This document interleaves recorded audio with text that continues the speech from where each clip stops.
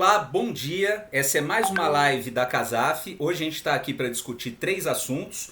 Vou até colocar para vocês aqui antes da gente começar. Hoje é um bate-papo, né, mais descontraído. Os nossos temas de hoje, para vocês terem uma ideia, são a situação da mulher negra da época colonial até a contemporaneidade no Brasil, vai ser o nosso primeiro assunto. O segundo, a gente vai falar de manifestações racistas subliminares, o que é isso? E a gente tem um exemplo muito concreto que aconteceu recentemente no Brasil. E por fim a gente vai falar de genocídio dos negros ou necrofilia. O que isso tem a ver no contexto da Covid-19 e os mortos no Brasil? Enfim, são esses 3 temas que a gente vai abordar hoje, né? A gente vai centrar mais especificamente no primeiro, né? E para isso eu convido outros integrantes da Casaf, Silvana Barbaric e Paulo Pires, para a gente discutir. Bom dia, gente, sejam bem-vindos a essa live. Bom dia, gente. Bom dia, João. Bom dia, Si. Bom dia, Paulo. Bom dia, Si. Quem quer começar, gente? Vamos lá? Pode ser, Si? Pode? Eu? Sim, vamos lá, nossa professora. E aí a gente vai acompanhando você no seu raciocínio sobre nosso Brasil colonial imperial. Bom, então, eu acho que começa, a gente pode ter assim como ponto inicial a diáspora negra e a vinda, então, dos africanos, né, que vão ser escravizados para o Brasil. As mulheres, elas vêm, elas também são trazidas, as mulheres africanas, porque, claro, elas têm um papel. E no papel do processo da escravização da população africana aqui no Brasil, o papel obviamente, que é a reprodução da mão de obra, né, escravizada, então esse é um dado. Há também a ideia de se estabelecer uma estrutura em que você possa apaziguar, né, dentro de uma relação, não de uma relação de conceito familiar a que nós estamos ainda ligados, mas a uma relação que pudesse arrefecer, né, os ânimos e em alguma medida também reduzir o impacto das resistências. Quando as mulheres africanas chegam ao Brasil, obviamente que essa mão de obra, ela também vai ser utilizada. Algumas vão para os campos de cana, de produção de cana e depois de café, enfim. Outras vão para casa, para dentro da casa. E eu acho que é importante ressaltar que no nosso imaginário coletivo sempre ficou assim colocado que as mulheres escravizadas, ou elas são mais passivas e, portanto, a ideia de estarem dentro da casa, a ideia de serem as mulheres que amamentam, que serem as mulheres que cuidam dos filhos das mulheres brancas, a ideia de ser aquela que cozinha, aquela que produz, aquela que está na cozinha e não vai para a sala. E isso, é muito profundo essa fala, né? Sim. Porque ela está limitada a um espaço geográfico dentro da casa. Portanto, se a gente for extrapolar, ela também está limitada a um espaço geográfico dentro do aspecto social e econômico do país. Bom, então a gente passou muito tempo dentro de uma narrativa em que esse espaço era cerceador, e efetivamente era, que esse espaço era limitante, e efetivamente era, e, portanto, essa mulher, né, tinha um papel reduzido e quase invisível. Hoje a gente sabe que muito pelo contrário. E eu queria colocar que essa resistência à escravização como uma estratégia política e econômica no país se dá por homens e mulheres negros. Então, as mulheres especificamente, né, traziam, e esse é um elemento que me é muito caro, mesmo com o processo de diáspora, você não rompe o conhecimento que você traz. Não. Você não consegue romper a tradição que está empregada na sua identidade. E as mulheres africanas, né, elas trouxeram tudo isso. E elas reproduziram isso aqui. Então, esse conhecimento, que é a manipulação da alimentação, que é a manipulação de ervas, que é a manipulação de um saber religioso, cultural, ele foi e ele é muito marcado pela presença feminina negra no Brasil. E aí eu acho que tem dois aspectos que são importantes. Se por um lado, essa mulher negra, ela foi vítima de um conceito de lascividade, né? Porque as mulheres negras, por muito tempo, a narrativa estratégica e única era ou ela está concentrada em nosso estereótipo imaginário, né? Ela era gorda, né?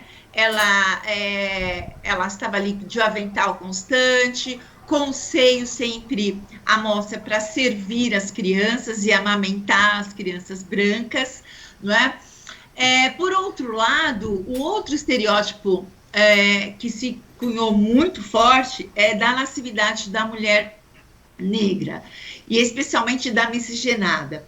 Então, o que você tinha? Bom, as mulheres brancas, né, elas estavam todas em volta de uma pureza muito forjada artificial.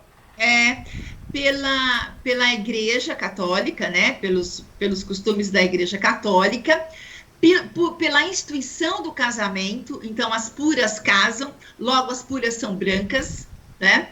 Logo, as puras se vestem e cobrem os seus corpos, né? Então, eles são muito bem cobertos, inclusive, demonstrando não só um elemento de poder, porque a roupa traz esse elemento, mas, sobretudo, um elemento de proteção, de referência. Você olha e você já sabe, esta é pura. Ao passo que a mulher negra, né, dada uma condição econômica, dada uma posição de inferioridade, a que ela é colocada e submetida, não é? Ela está ali com poucas roupas, porque é o que dá, e aí grande parte do seu corpo está à mostra.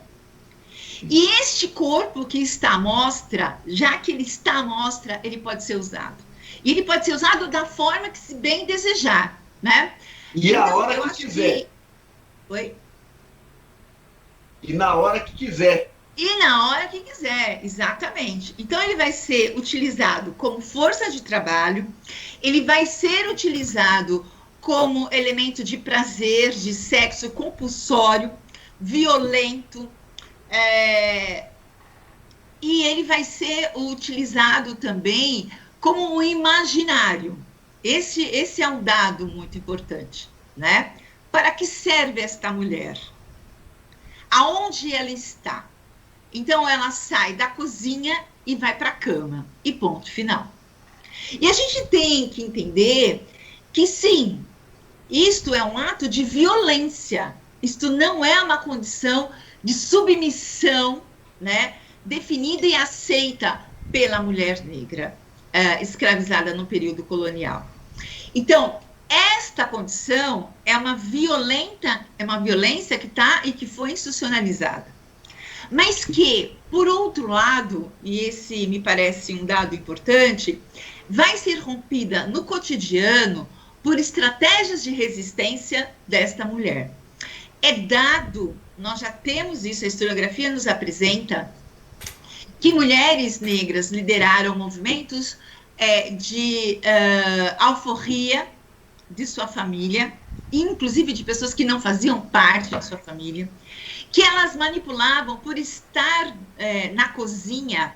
Este campo também, ao invés do que, muito ao contrário do que se podia imaginar, né, que era um espaço inferior, elas foram tomando posse desse espaço e foram utilizando a habilidade na cozinha. Muitas vezes a gente tem dados disso, até para utilizar a alimentação para conseguir reduzir as forças físicas dos senhores de engenho, como estratégia para possibilitar que resistências acontecessem e a senzala fosse aberta e liberto vários e vários escravizados, né? Então, esse é um elemento importante. Ela estava conectada com seu tempo, com seu espaço, né? Na sua grande maioria, é claro, a gente vai ter a morte sistemática. A gente vai ter a redução da beleza e da estética da mulher negra, né? Apenas ao elemento da lascividade, ao elemento do sexo, ou ao elemento da cozinha. E não é por acaso que você vai ter várias mulheres brancas, né, que vão... e esse é um dado muito triste na nossa história, né, que vão usar de todos os expedientes, inclusive de grande violência, para mutilar a face de mulheres negras. Então, a ideia não é de que as mulheres negras eram mulheres. Então, a subtração da identidade no processo de escravização, ela é tão profunda que você vai tirar a condição da humanidade, porque é isso que a escravidão faz. Sim. Ela subtrai a sua humanidade. E no caso da mulher negra escravizada, além disso, ela ainda vai, a ideia de gênero vai ser também subtraída. Então, todas as diferenças, elas não serão permitidas. Os espaços serão apenas definidos e a ela caberá apenas cumpri-los. Então, eu acho que essa primeira colocação, eu acho que é importante para demonstrar, né, que de lá para cá, a luta, ela tem sido feroz. É um campo de batalha mesmo, né? Sim, e faço uma observação. É um campo de batalha desigual em todos os aspectos. Por quê? Porque ainda que ela tenha evoluído durante todo esse período, aspas, ela não encontra um terreno fértil para que ela possa implementar essas ideias, entende? A gente está entender que a colônia, ela o período Brasil colonial, ele traz em si o patriarcado, né? Nas relações sociais. Ele traz em si o poder do homem, né? A importância do homem e o espaço da mulher. Então, assim, se a gente for entender, é que todas as mulheres, as brancas e as negras, elas estão em uma condição de inferioridade em relação ao homem branco no Brasil. Então, essa é uma questão. E aí, na pirâmide, se a gente for fazer uma pirâmide imaginária aqui, então, assim, o homem branco está lá em cima, né? A mulher, o homem negro, no sentido do trabalho, da força de trabalho, a mulher branca e aí a mulher negra. Então, assim, ela está na base da base da base, né? Então, obviamente, que você vai ter todo um processo de expropriação identitária que é secular e que vai ter vários desdobramentos.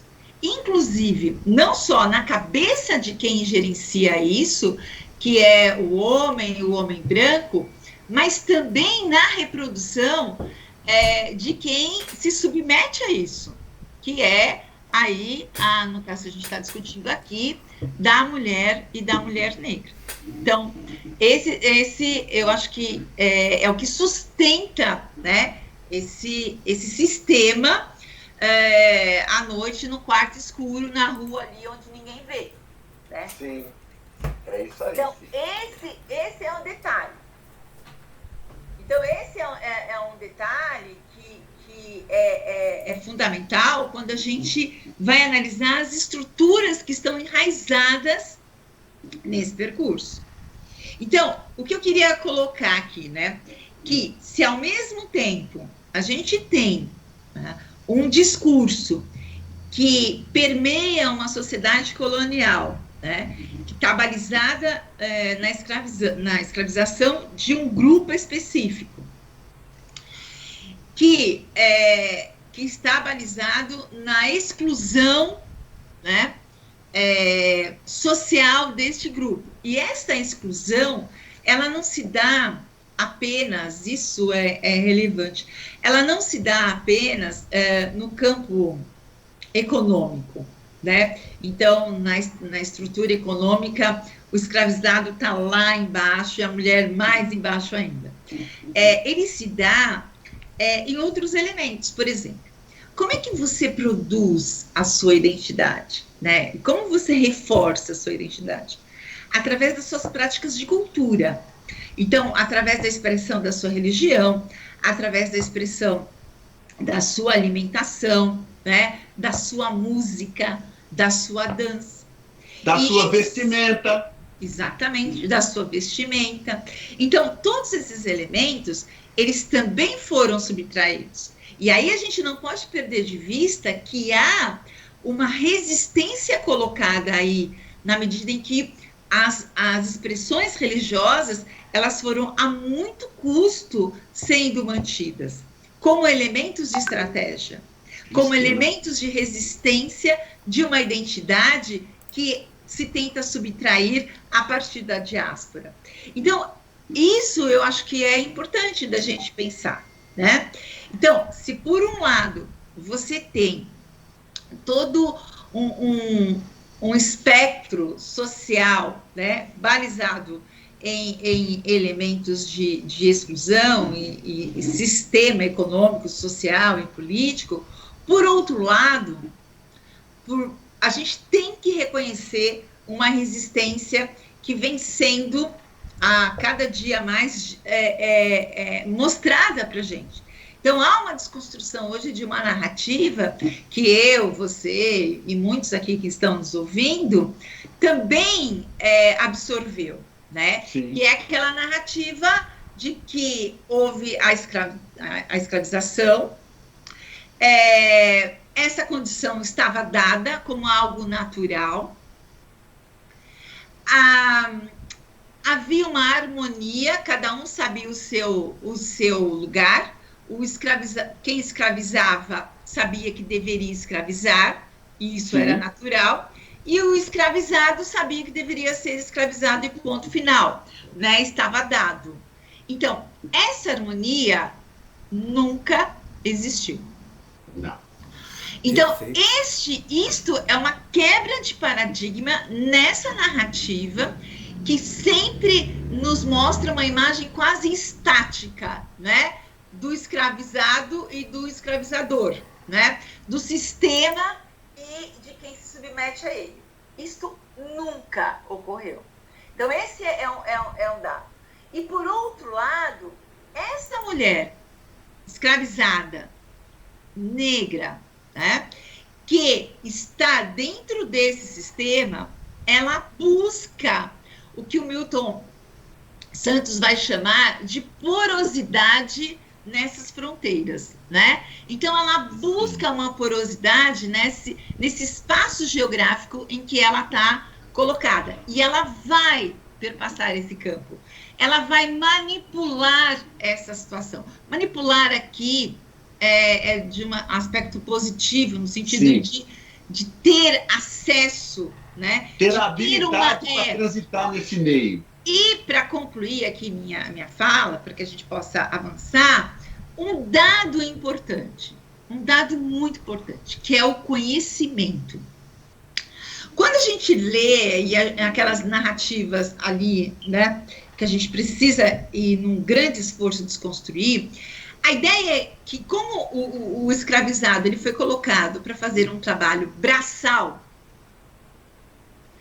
e que era a produção econômica balizada nesse trabalho, né, da agricultura, E a mulher negra, um trabalho da casa, do cuidar da casa, a gente também subliminarmente compreendeu que não há um conhecimento.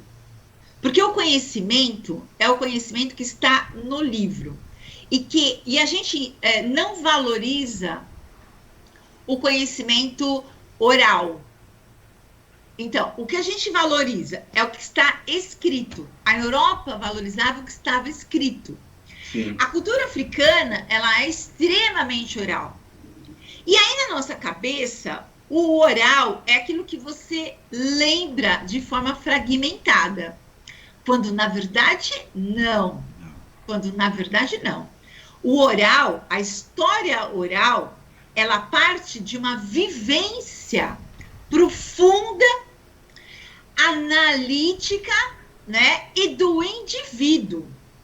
E cultural. Então, e cultural. Há necessidade de muitos elementos de conhecimento que são interconectados para que você tenha, inclusive, né, a possibilidade de compartilhar de forma oral esses conhecimentos. E que são fundamentais para que se mantenha uma tradição. E as mulheres negras, no período colonial da escravização no Brasil, também tiveram esse papel. Elas foram como oráculo de manutenção das histórias identitárias para manter vivo, né, essa sua cultura. Então, eu acho que, para concluir, não, há um conhecimento, sim. Esse conhecimento, ele é acadêmico? Não, ele não é acadêmico. O acadêmico tem sua importância, óbvio, a gente está discutindo isso aqui, somos todos nós acadêmicos aqui neste grupo. Mas o que a gente está dizendo é que há outros conhecimentos e que esta população escravizada que vem para o Brasil, ela possui.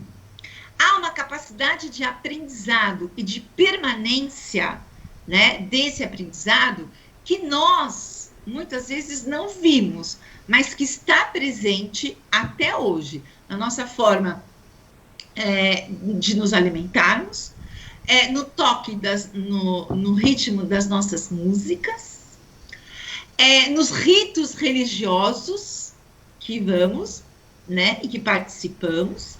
Enfim, a nossa cultura está permeada da presença africana, negra, desde o período da colônia no Brasil.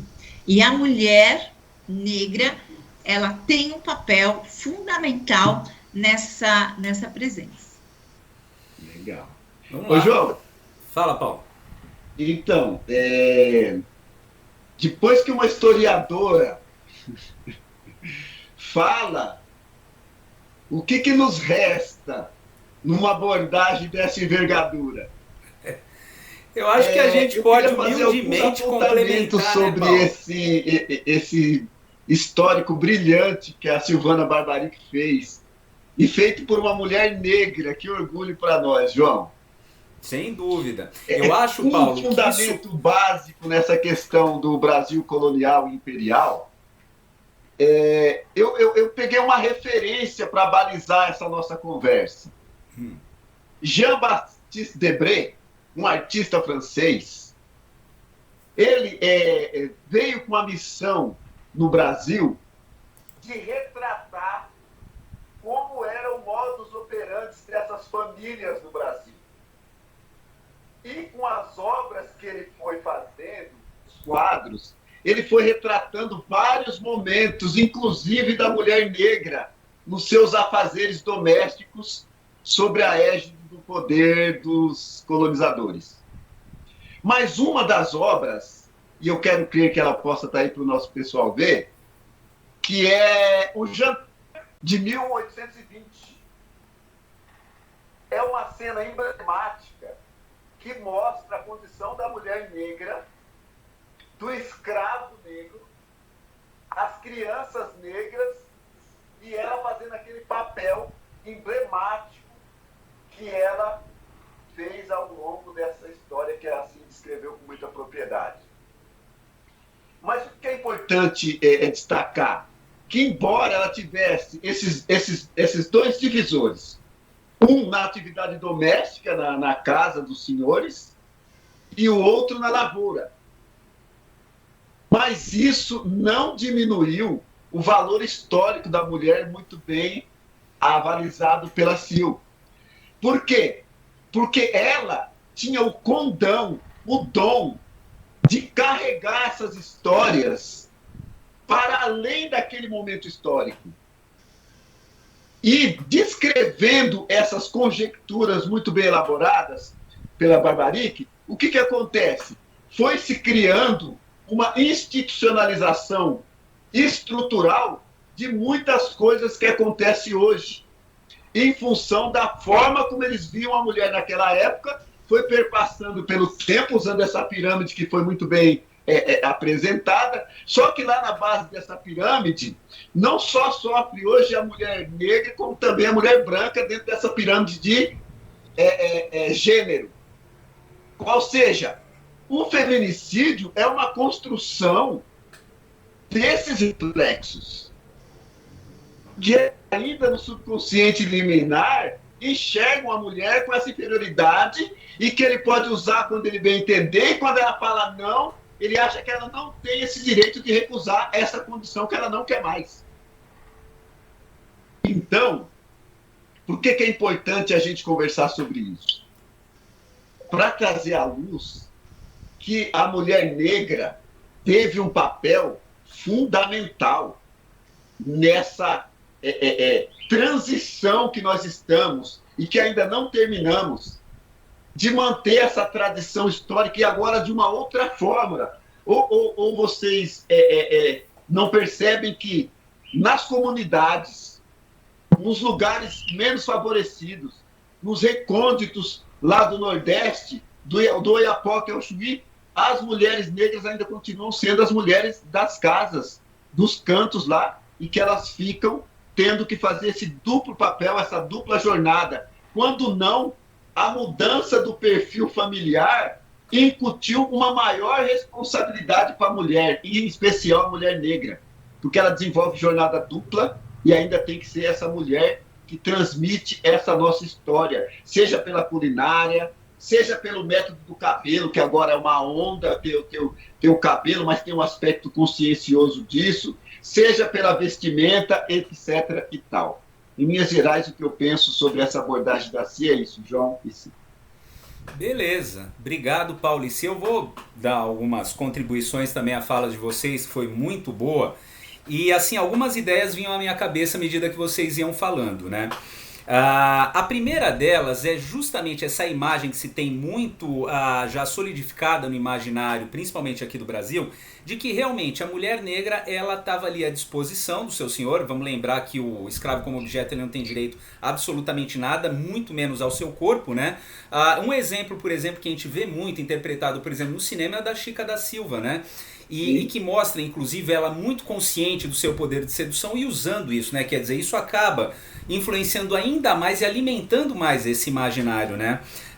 Mas eu queria trazer um outro lado também da mulher negra que é pouco explorado, né? E é pouco explorado justamente porque ele não é tão favorável quanto essa prática, né, do patriarcado que traz desde a época da colônia até agora, né? Se a gente for lembrar que os escravos eles começam a ser traficados para o Brasil em torno de 1535, a gente vê aí o tempo, né, que os negros estão aqui no Brasil sofrendo todas as vicissitudes que eles passaram e como a cultura brasileira teve que adaptar, né, a visão de mundo dos europeus portugueses, dos negros e dos indígenas, e é nesse caldo cultural que forma a civilização brasileira, né? E assim teve uma fala muito interessante quando ela diz o seguinte: esse convívio entre essas três raças nunca foi harmonioso, né? Em muitos períodos históricos procurou-se forjar uma espécie de convívio absolutamente tranquilo, onde parece que cada um sabia o seu papel. Não, foi muito violento. Isso explica nada pluriético. Sim, e a sociedade brasileira, Paulo, é violenta. E muitos autores tentaram sempre colocar o contrário, a civilização brasileira como uma sociedade tranquila, onde as raças coexistem em plena tranquilidade. Não, nada mais falso. Nunca foi assim, né? Mas eu queria voltar a esse aspecto que foi o seguinte. A gente tem que lembrar que as escravas, né, elas tinham papéis definidos. Na época, se a gente for voltar da época do Brasil colônia até avançar.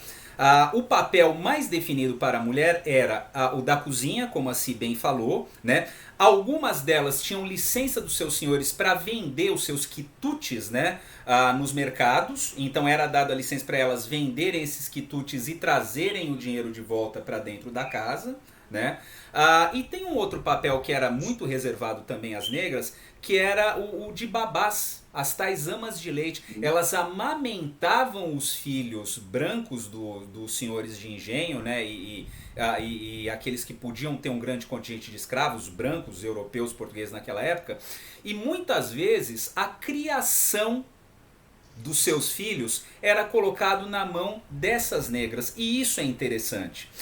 O Dorival Caymmi, por exemplo, ele relata, né, que muitas das suas músicas eram feitas recuperando tradições orais, né, das negras que cantavam, e aquilo acabou se solidificando na mente dele, e aquilo foi sendo trazido pela sua família ao longo do tempo.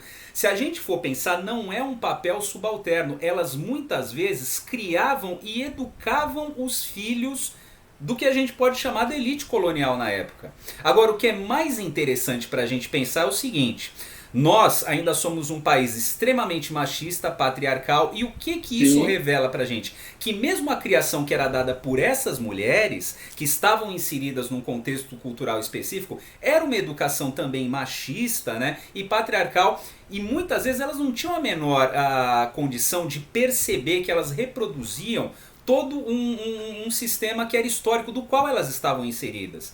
Então isso é importante para que a gente entenda de uma vez por todas. Quando a gente fala em cultura, em civilização, que é uma coisa que a gente repisa muito, a gente tem que entender que mesmo aqueles que são vítimas dessa estrutura, mulheres, negros e tantos outros, eles acabam muitas vezes reproduzindo essa ideologia porque eles estão imersos numa estrutura. É por isso que quando a gente fala em racismo estrutural, muita gente não consegue nem entender do que a gente está falando, porque eles deveriam entender que existe toda uma estrutura montada, uma construção ideológica. É uma construção que se dá pelas leis, pela cultura, por uma série de coisas, Paulo. E é isso que faz nós sermos a sociedade que somos atualmente. Ainda assim, muito machista, muito patriarcal, ela vai mudando, é óbvio, as sociedades mudam historicamente, mas elas são tributárias de todo um sistema de pensamento que forma uma estrutura, é disso que a gente está falando. Então, quando a gente reconhece a importância da mulher em vários aspectos, inclusive no da criação dos filhos de uma elite, a gente percebe a perversidade do nosso sistema social. Nós não fomos capazes ainda de integrar as mais diversas classes sociais no Brasil. E mesmo aqueles que são prejudicados por esse sistema, infelizmente, muitas vezes reproduzem, sem saber, toda uma ideologia desse sistema. Por isso que eu acho importante, eu queria falar um pouco disso. Um papel que é pouco dito, das mulheres negras que criaram os filhos dessa elite e ainda assim acabaram reproduzindo, não por conta delas, porque elas são colocadas numa camisa de força por uma estrutura ideológica que explica muito do que a gente é até hoje. De que a gente vê uma mulher com shortinhos alguma coisa, muita gente diz, mas ela está querendo mesmo. Se ela sofre um assédio, se ela é vítima de estupro, mas também vai andando com essas roupas. Tem muito a ver com o que a Si falou. A mulher, para ser respeitada, parece que ela tem que estar vestida da cabeça aos pés, de preferência numa burca, quem sabe, né? Por quê? Porque nós pouco avançamos de toda essa estrutura que nos coloca de uma época colonial. Era um pouco isso que eu queria falar. Legal, João. Beleza. Podemos ir para o nosso... Si, desculpa, queria falar alguma coisa? Nós vamos depois para o nosso próximo item. Essa era a ideia, mas se você quiser a gente ainda pode falar alguma coisa, fica à vontade. Não, eu só queria fazer só duas considerações que eu acho relevantes, assim. Que a primeira que você colocou, que é a importância da criação, né? Como um elemento de reprodução de um sistema. Sim, delicadíssimo isso. De exclusão, machista e paternalista também. Também. Né? Patriarcal e paternalista. Então, eu acho que é muito complexo esse tema. esse que você abordou, porque a visão é que realmente é um papel subalterno, né? Que, aliás, a gente traz isso de lá para cá, até hoje, né? Então, a babá, a doméstica, né? São papéis fundamentais permeados de uma visão subalterna. Exato. Então, por isso que é tão complexo isso. Isso dá um tema. Isso dá um tema. Podemos fazer uma live só para falar disso, sem dúvida. Porque a gente teria que, como eu dizia para os meus alunos, a gente teria que tirar toda essa espuminha aí do café para chegar até lá embaixo, para entender, né, por que foi colocado na mão dessas mulheres a criação, né? Então, qual é o conceito que está por trás e a estratégia que está por trás disso, né? Que há uma estratégia. E até que ponto, né, essa reprodução desse sistema está na mão dessa mulher escravizada e negra. Então, acho que isso realmente é um tema. E só para concluir, perceber, né, que no Brasil a gente sempre fala, né, que as mudanças elas são lentas, graduais e seguras para determinada classe. Para determinada classe. Então, esse processo ainda em relação à mulher, né, a identidade da mulher negra como um ser que pensa, né, ele ainda ele é muito lento. Então, a mulher, e aí a gente vai ver um elemento que é muito importante. A mulher negra hoje, mesmo a mulher formada, educada, que conseguiu passar, né, e quebrar todos os entraves, ela nem sempre é a escolhida, né? Sim. Então, assim, pensando no meu direito de escolha a quem eu amo, para quem eu amo, né? Então, subtraindo a questão do romantismo do século XVIII, né? Então, XIX. Pensar o seguinte, né? Na escolha, ela está lá embaixo. Então, ela passa pelo homem branco, ela passa pelo homem negro, e aí vem lá a mulher negra.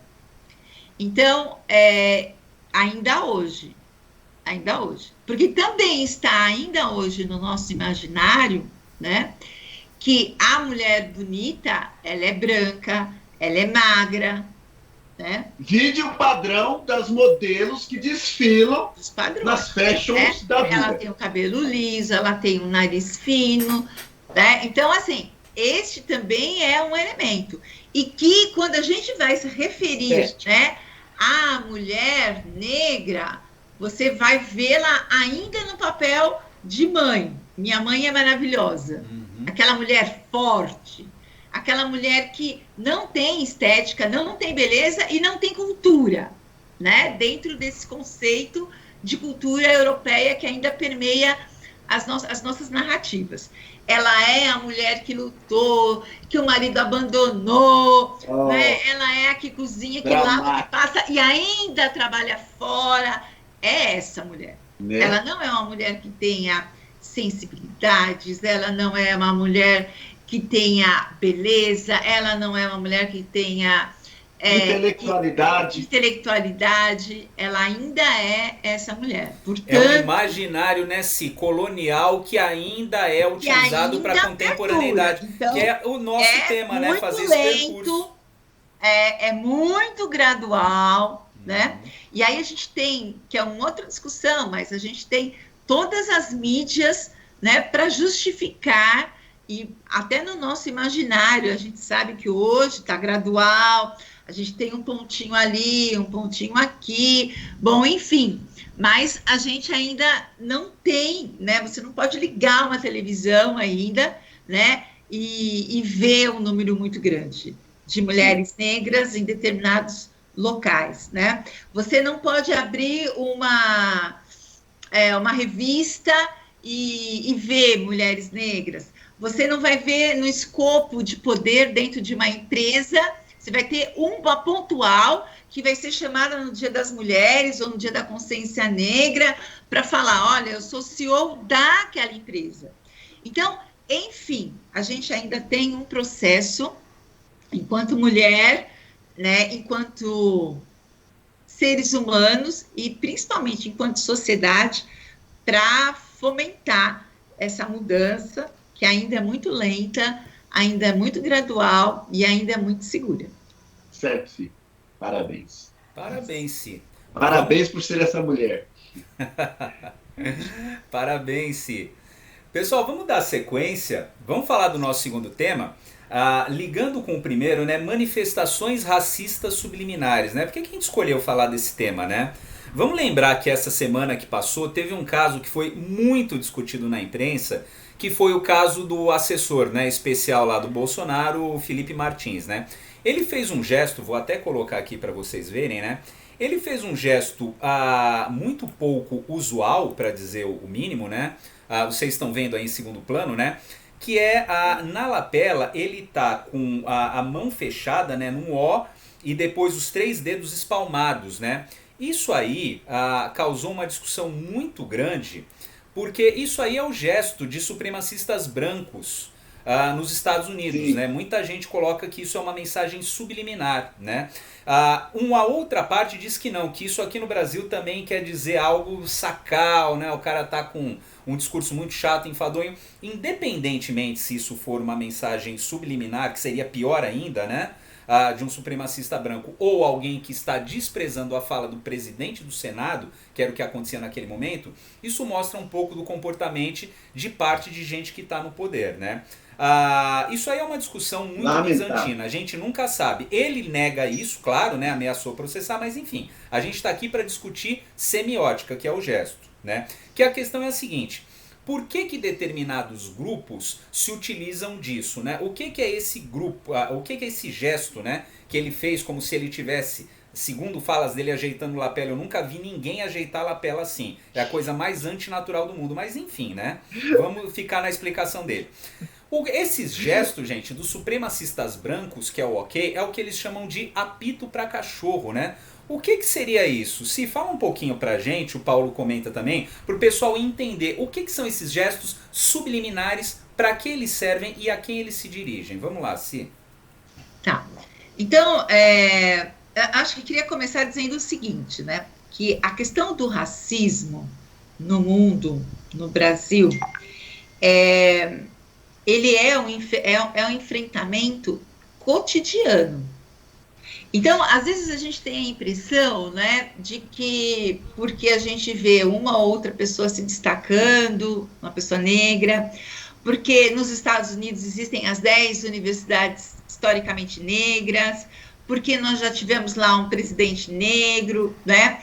Essa questão está superada. Não. Definitivamente o racismo, não. Né? O racismo no Brasil, como o Caetano colocou anteriormente, ele é estrutural. Mas mais do que isso, né? O racismo é algo que tem que ser combatido cotidianamente, né? Sob os holofotes ou não. E por que eu digo isso para analisar aí o que o Caetano me pede? Por quê? Né? Porque há um entendimento, ainda hoje, né, de redução da identidade e da humanidade de determinados grupos, né?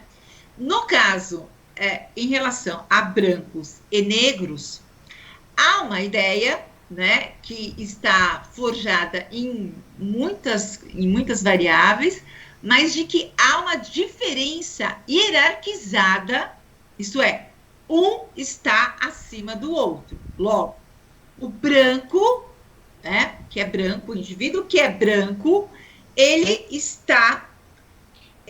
é, né, melhor do que o negro. E aí, isso é interessante, né? Quando você precisa, para você dizer que você é melhor, você precisa dizer que o outro é pior. Para você dizer que você é bom, você precisa, do contrário, dizer que o outro é mau. E para você dizer, né, que o branco é superior, você precisa dizer que o negro é inferior. Então, essa dualidade, quando ela toma, né, proporções que são raciais, ela passa a tomar, a perder, a possibilidade de perda do controle, né, dessas narrativas. Então, o que vai acontecer, e essa ideia ela vem lá dos Estados Unidos, e que é a ideia de que, para você se identificar, né, com os seus iguais, quando você estiver no meio dos diferentes, né, você precisa ter uma linguagem que só ele possa compreender. Os chamados códigos. Como se você, né, necessitasse de elementos, de estratégias, de símbolos, né? Aliás, esse é um tema que o Caetano domina bem, que a gente precisa, o ser humano, filosoficamente, precisa de rituais, precisa de símbolos. Então, esses símbolos, eles são utilizados, não é, para fazer com que eu me identifique com o meu igual, dentro dessa concepção de que a diferença está hierarquizada. Então, o apito para cachorro, né, é o quê? É uma estratégia, assim como o gesto feito, para identificar e para me identificar com uma causa específica. No caso aqui, né, com a causa racial, né, com a supremacia racial, no caso branca. Então, quando eu, né, entre esses diferentes, e a diferença aqui não é algo que a gente vem há muitos anos no Brasil buscando incorporar como uma diferença que constrói, uma diferença que traz o conhecimento diversificado. Não. É a diferença que é uma diferença inferiorizada, né? Então, eu sou superior a você. Então, eu tenho que demonstrar isso. E quando eu estiver dentro do grupo, né, que muitos inferiores estiverem, eu preciso identificar o que é igual a mim, o que também é tão elevado quanto eu. Daí, os símbolos, que poucos possam reconhecer, né? Exato. Daí, frases colocadas, porque isso também já aconteceu, frases colocadas, né, em um contexto que só aqueles que são meus pares, que são tão superiores quanto a mim, possam reconhecer. Exato. Então, esse é algo assim muito sério, né? Que a gente, há muito tempo, a gente não via aqui no Brasil, né? Não que isso já não tenha ocorrido.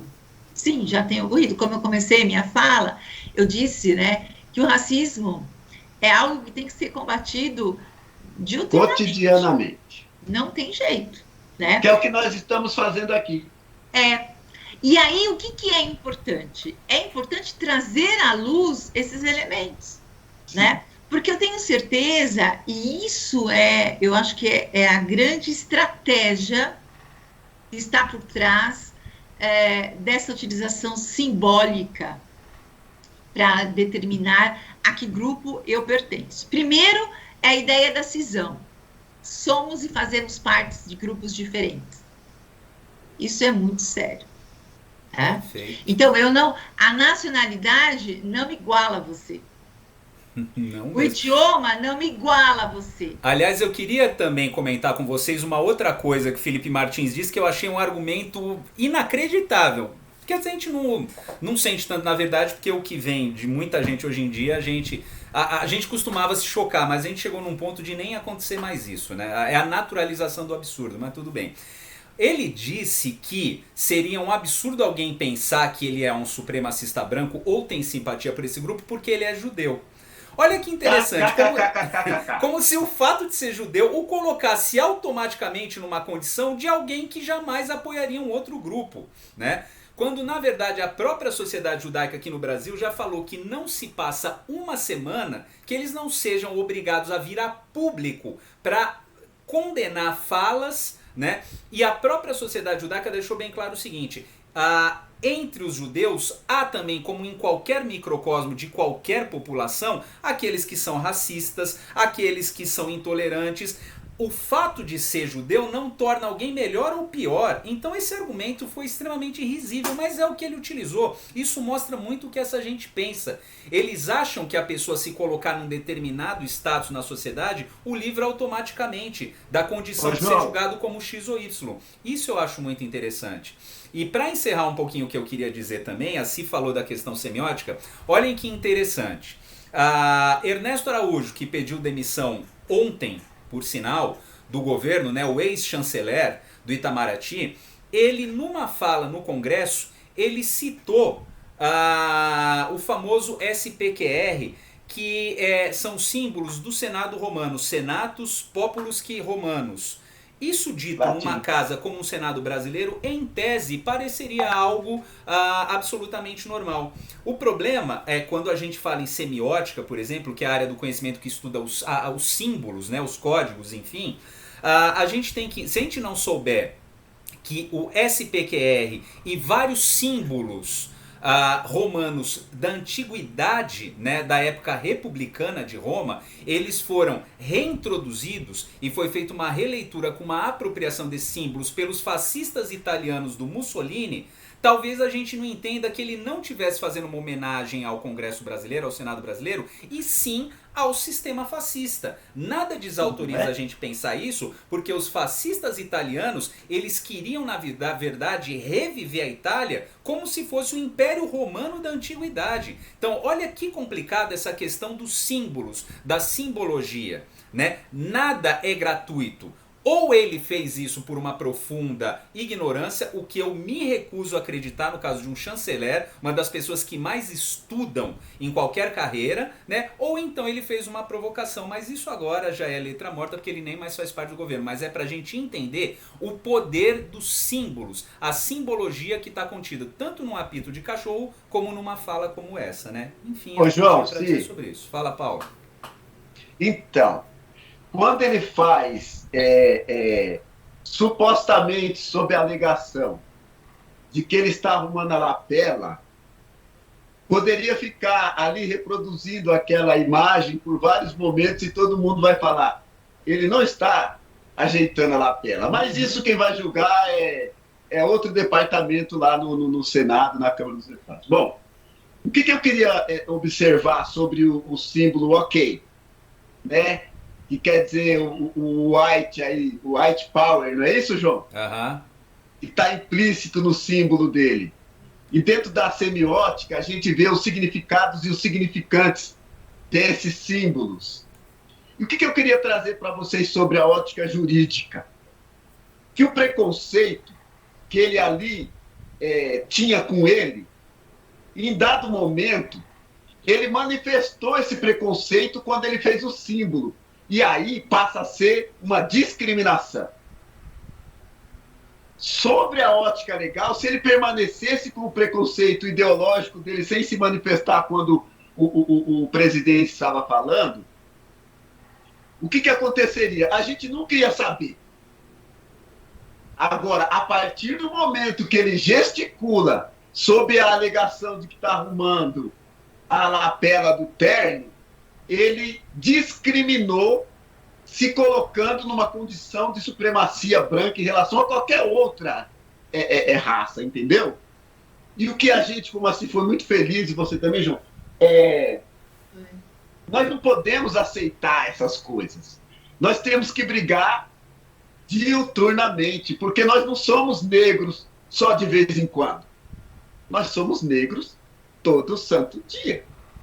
E um detalhe, para isso não ficar na conversa Word, o artigo 5º da nossa nova Constituição, como assim diz a nossa Silvana Barbariques, de 5 de outubro de 1988, estabelece no seu artigo 5º, aspas, que todos são iguais perante a lei, sem distinção de qualquer natureza. Reticências, fecha aspas. Então, quando ele usa o argumento de que ele é judeu, brilhante, João. Isso não lhe dá a prerrogativa de ser racista, entendeu? Ou de achar que não é. Porque isso não tem nada a ver com a religião. A pessoa pode ser católica, pode ser racista, pode ser umbandista e pode ser racista, e assim sucessivamente. É isso. Perfeito. Então, antes de encerrar, vou só colocar um pedacinho desse vídeo para as pessoas que estão nos assistindo, para elas entenderem. Muita gente já deve ter visto, mas só para a gente retomar. Não quer